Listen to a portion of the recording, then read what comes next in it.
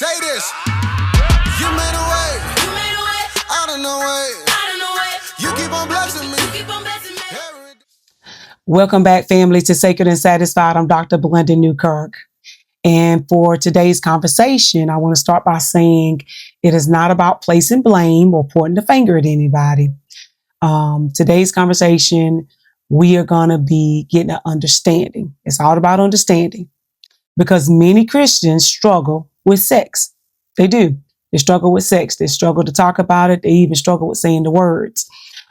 So it's not because they are rebellious or disobedient, but because they were taught to fear it. So this episode is called Negative Beliefs About Sex. Negative Beliefs About Sex. And we're going to talk about how well-meaning Christians, they mean well, their households have unintentionally passed down sexual repression. They unintentionally pass down sexual repression, and how that repression follows men and women into their adulthood, marriage, and their relationship with God. So let's start by talking about what sexual repression is and how it is formed. So sexual repression is the conscious or unconscious suppression of sexual thoughts, desires, curiosity, or expression, often learned as a survival or obedience strategy.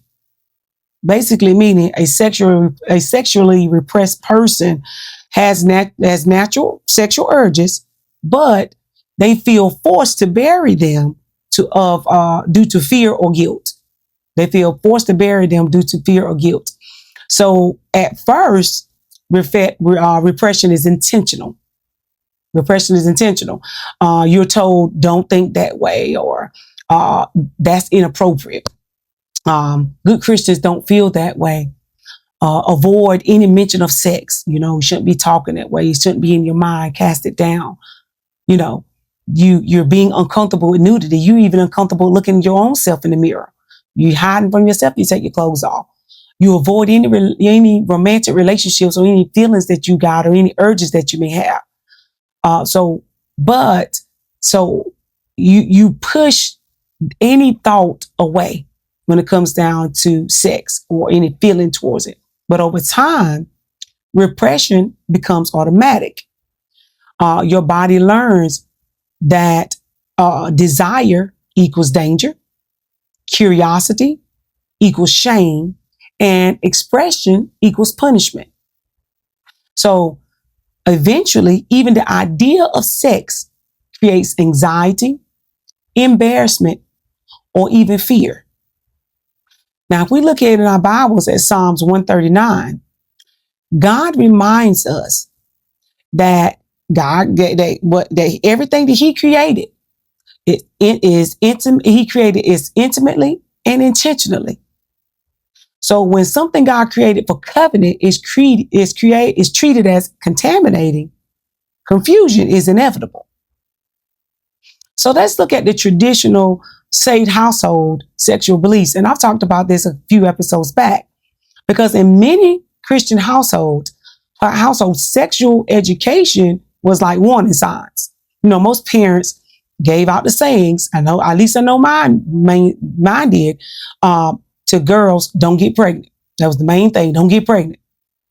No background. Don't get pregnant. You'll ruin your life. They say things like that. People will judge you. You're going out there sleeping with everybody. Sex leads to diseases. Boys can't control themselves. Girls must protect themselves. You don't want a name for yourself out in the streets. Boys have this unspoken word that it's all right to get some, so to speak. Or boys got an option to go out to explore. So when you're older, you'll know what you got. You'll know what to do.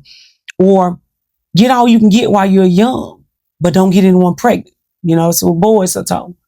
But these warnings weren't rooted in malice. They were rooted in fear. Most of the time you feared a fear of something. Fear of sexual transmitted diseases, fear of pregnancy, or fear of community shame or the church's shame, fear of the parents, or fear, most parents feared of the children repeating their mistakes. So, but the problem was this: fear-based teachings does not produce wisdom. It produces silence. Many parents never explained, I know mine didn't, what healthy desires look like. Never explained what healthy desires look like, what consent means, what emotional bonding does, how sex fits into God's design for intimacy. And almost none, I know mine did not, none talked about their own sexual trauma, regret, confusion, or healing. None never discussed anything about that.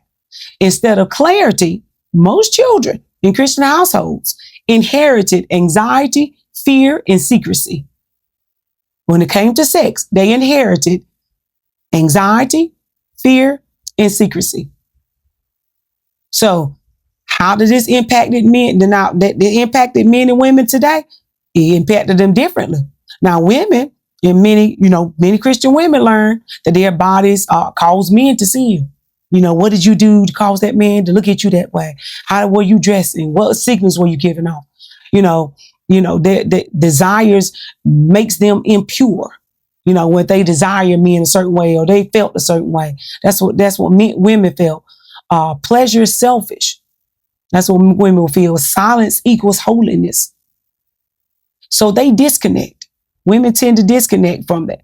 So then as adults, women struggle to feel desire, feel desire without guilt. They struggle to feel desire without guilt. They struggle to relax during intimacy. They speak up about their boundaries or needs. And I'm talking about even when they're trying to connect pre-marriage in communication in relationships, because these things need to be discussed. If you're planning to be with this person and marry them, things about sex and intimacy need to be discussed. But they are grounded. If you're grounded in fear and anxiety, you're scared to even discuss it or know yourself or talk on it or discuss things about the topic. In marriage, even then when they do get married, a lot of times women still freeze up because their body learned to shut down long before vows were even exchanged. Because that's what they were taught. That's what they had learned. Now, Christian men were often taught that desires are dangerous. Self-control means suppression for them. Attraction equals lust. Sexual thoughts equal failure. Control yourself without the tools of knowing how. So sexual desires became secrecy for them. So instead of learning regulation, they learned concealment. So some men repressed so deeply, they felt disconnected from desire altogether because they want to do things in their mind they can't express. And that's even when they're trying to get to know someone that they're planning to marry and they want to discuss things sexually. They want to discuss how does this mean? Because if you're planning to marry someone, you may have sexual thoughts and desires and things in your mind that you want to bring up, but you're like, oh my God, am I going to scare this person away? Can I really talk about this? Can I say this? And then when you get married, you got things in your mind that you're still holding on to that you're scared to even talk about. So others swing between repression and secret behaviors because what isn't integrated will eventually seek expression outside. And what I mean by that in marriage means in causing infidelity. It's going to come out in one way or another. 1 Corinthians 6:12 reminds us, I have the right to do anything you say, but not everything is beneficial. Wisdom is not denial. Wisdom is discernment. I've discussed this in prior episodes. Wisdom empowers you to make conscious, faith-aligned decisions rather than reacting to impulse or peer pressure, what others say you should act or feel or do. Wisdom involves understanding the potential consequences, emotional, spiritual, and physical, of sexual activity outside of the context of marriage. So let's talk about the cost of silence and unspoken trauma. Here's a truth we don't say enough in Christian spaces. Some parents warn their children about sex because sex hurt them. They experience sexual trauma, coercion, shame, regret, or a lack of choice, but they never healed. So instead of processing pain, they pass down protection strategies. Unfortunately, protection without explanation creates fear. So children learn sex is dangerous, but no one would tell them why. And fear became their foundation. Well, scripture tells us in 2 Timothy 1:7, if you go there, God has not given us a spirit of fear, but of power, love, and a sound mind. So God does not heal through silence. He heals through faith, safety, and understanding. Sexual thoughts are normal. Letting those thoughts lead to actions outside of marriage is not God's design, though. Now, for example, we like to say, well, what about things that does not include another person? Masturbation outside of marriage is still sinful. Not because the body is wrong for the feelings and desires that it has, because that's natural, but because sexual release was designed to strengthen covenant, not replace it. But repression is not righteousness.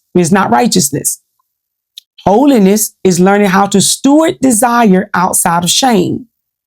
Now, applying the promise of truth means moving away from negative beliefs and shame-based approaches to an authentic, grace-filled understanding of sexual integrity. Let's say our affirmation for today. Repeat after me. I release fear-based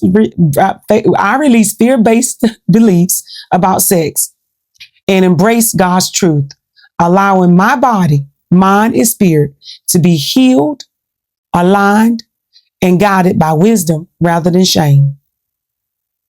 I release fear-based beliefs about sex and embrace God's truth, allowing my body, mind, and spirit to be healed, aligned, and guided by wisdom rather than shame. And here are your reflection questions. What unspoken message about sex did you absorb growing up, and how do they still influence your comfort, fear, or silence today? What unspoken message about sex did you absorb growing up, and how do they still influence your comfort, fear, or silence today? Question 2, where might God be inviting you to release repression with understanding and fear with truth? Number 2, where might God be inviting you to replace repression with understanding and fear with truth? So take your time with those questions. Healing does not rush, and neither does God. You are not wrong for having desires. You are not weak for feeling conflicted, and you are not broken for needing clarity and understanding. Awareness is the beginning of freedom. Okay. And as we continue this season, we'll talk about how to unlearn shame and rebuild trust with our bodies and move toward healthy, healthy talking and communication and God honoring sexual intimacy for those who are going to be married and for those who are already married. We are on this journey together. Okay. And this is Sacred and Satisfied. I'm Dr. Belinda Newkirk, and I'll see you next Thursday night.